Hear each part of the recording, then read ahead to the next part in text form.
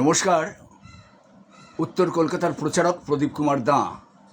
এই মুহূর্তে আমি হাটখোলা মেডিকেল ব্যাংকে, অর্থাৎ শোভাবাজার হাটখোলা মেডিকেল ব্যাংক, যে মেডিকেল ব্যাংকের অফিসে আমি এই মুহূর্তে রয়েছি। বেলা 1:15।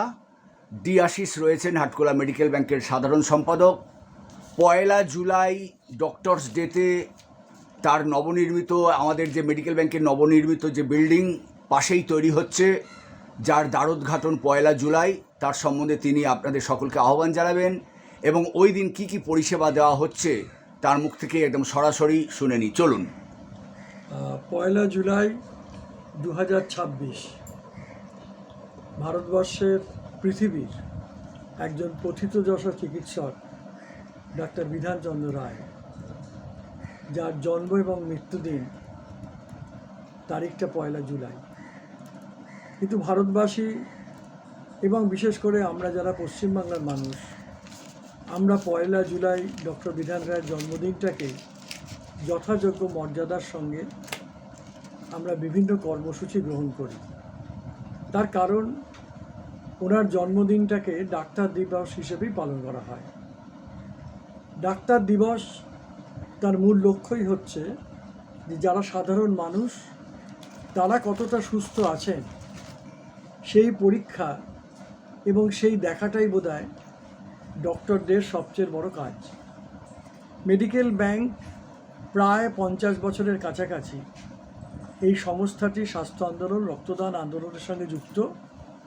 আমরা তাই 1 জুলাইকে চিকিৎসক দিবস হিসেবে পালন করার পাশাপাশি প্রবীণ নাগরিক যারা 60 ঊর্ধ্বে বয়স, তাদের আমরা একটি গ্রিন কার্ড লঞ্চ করি, যে কার্ডের বিনিময়ে তিনি সারা বছর চিকিৎসা, বিভিন্ন সাংস্কৃতিক উৎসব এবং তার মনটাকে সুন্দর রাখার জন্যই এই গ্রিন কার্ডের প্রচলন। আগামী 1 জুলাই থেকে 30 জুন 2027 অবধি এই কার্ডের অস্তিত্ব, তারপরে আবার সেই কার্ড রিনিউ করতে হয়। 1 জুলাই ডাক্তার দিবসে আমরা সাধারণ মানুষের জন্য কিছু পরীক্ষার ব্যবস্থা করেছি। তার কারণ, আমরা যারা সুস্থ বলে দাবি করি তাদের মধ্যে অনেক ধরনের অসুখ আছে যেটা সে নিজেও জানতে পারে না। তাই হার্টের ব্যাপারে ইসিজি, ডেন্টাল, সাধারণ স্বাস্থ্য, বন density test, thyroid, blood sugar, blood pressure, চক্ষু, ডেন্টাল ইত্যাদি মানুষের শরীরের যেগুলো খুব স্বাভাবিক কারণেই বিভিন্ন সময় সমস্যায় পড়ে, সেই প্রাথমিক দিকটা আমরা দেখব এবং দেখার পর তাদের ঔষধপত্রের ব্যবস্থা, তাদের পরবর্তী চিকিৎসার ব্যবস্থা সবটুকুই আমরা করব। এবং এই 1 জুলাই প্রায় 200 মানুষ যারা প্রবীণ নাগরিক, 60 ঊর্ধ্বে বয়স, যারা ইতিমধ্যেই নাম এনরোল করেছেন, তাদেরকে আমরা এই চিকিৎসার ব্যবস্থা করছি। আমাদের মূল উদ্দেশ্যই হচ্ছে সকলের জন্য স্বাস্থ্য, এবং সেই স্বাস্থ্য যদি ঠিক থাকে মনটাও ভালো থাকবে। কারণ এই বয়স্ক মানুষেরা ভীষণ একাকিত্ব ভোগে। আর যাদের 60, 70, 80, 90, 100 বছর বয়স, তারা হয়তো চিকিৎসা বিজ্ঞানের কল্যাণে এখনও বেঁচে আছেন, সুস্থ থাকছেন, কিন্তু মাঝে মধ্যেই অনেক সমস্যা হয় শারীরিক কারণে। তখন অনেকে পাশে লোক থাকে, অনেকের পাশে লোক থাকে না। আমরা তাই গ্রিন কার্ডের মাধ্যমে এই বয়স্কদের আমরা আগাগোড়া চিকিৎসা এবং তার পাশে থাকা, এটা দীর্ঘদিন ধরে করে আসছি। 50 বছর প্রায় এই মেডিকেল ব্যাংক, এবং আমরা উত্তর কলকাতার খুব প্রাচীনতম এলাকা শোভাবাজার হাটখোলা, সেখানে এই সংস্থার উৎপত্তি। পরবর্তীকালে ধীরে ধীরে কলকাতা শহর বেড়েছে, কলেবরে বেড়েছে, বাড়িঘরে বেড়েছে, কলকাতার অনেক কিছুই পরিবর্তন ঘটেছে, কিন্তু আদি কলকাতার এখনও অনেক কিছু ছড়িয়ে ছিটিয়ে থাকা, তার মধ্যে মেডিকেল ব্যাংক। একটা সময় বস্তি অধ্যুষিত এলাকা, কুমারটুলি, বাগবাজার, শোভাবাজার, হাটখোলা, সেখানে বেশিরভাগ মানুষই চিকিৎসা আদায় করা, চিকিৎসা করা খুব কঠিন হয়ে পড়ত। সেই সময় স্থানীয় কিছু ডাক্তারের সহযোগিতায় মেডিকেল ব্যাংক শুরু হয় এবং আজও পর্যন্ত নির্ভীকভাবে নিরলসভাবে সমস্ত কর্মীরা তারা স্বেচ্ছায় শ্রমদান করে এই সংস্থা এবং সংস্থার সঙ্গে যুক্ত সমস্ত কার্যকলাপ চালিয়ে যাচ্ছে। আমাদের এই কার্যকলাপকে আরও বেশি করে মানুষের কাছে পৌঁছবার জন্য আমাদের কিছু স্থায়ী জায়গা দরকার, যেটা এতদিন ছিল না। আগামী 1 জুলাই বহু মানুষের সহযোগিতায় আমরা একটি ভবন নির্মাণ করেছি, যে ভবনের মাধ্যমে চিকিৎসা বিজ্ঞানকে ত্বরান্বিত করা এবং বিশেষ করে সিনিয়র সিটিজেনদের জন্য থ্যালাসেমিয়ার জন্য আরও কিছু কাজ করার প্রয়াস আমরা এই ভবন মাধ্যমে করব। এই ভবনের নাম দেওয়া হয়েছে স্বামীজি ভবন।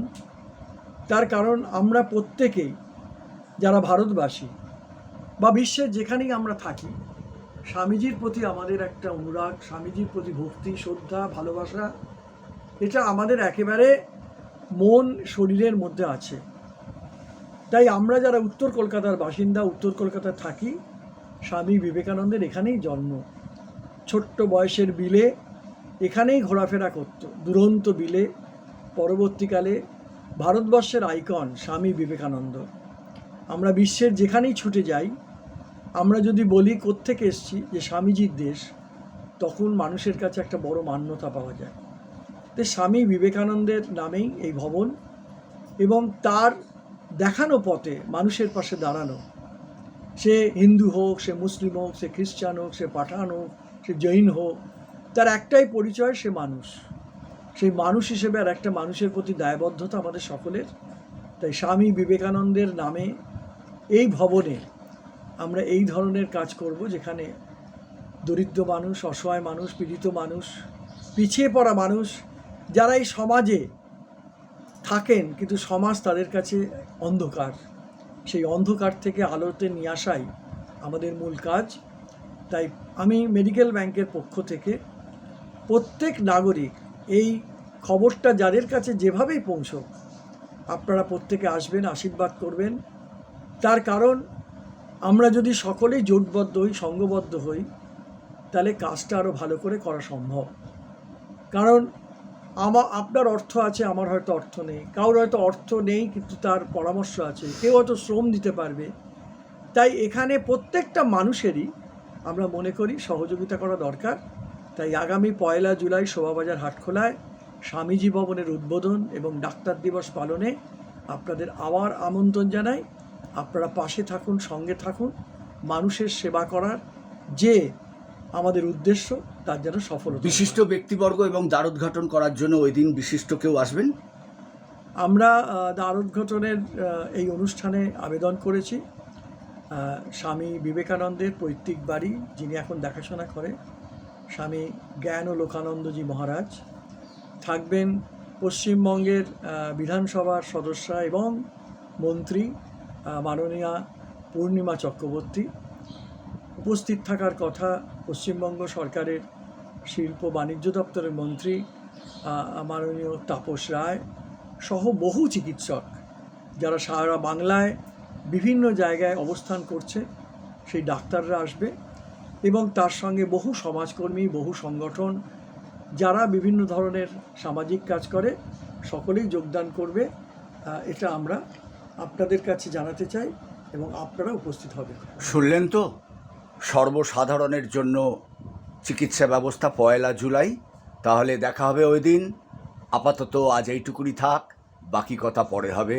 উত্তর কলকাতার প্রচারক প্রদীপ কুমার দা, ভিডিও শেষ করছি। এই বল কি হয়েছে?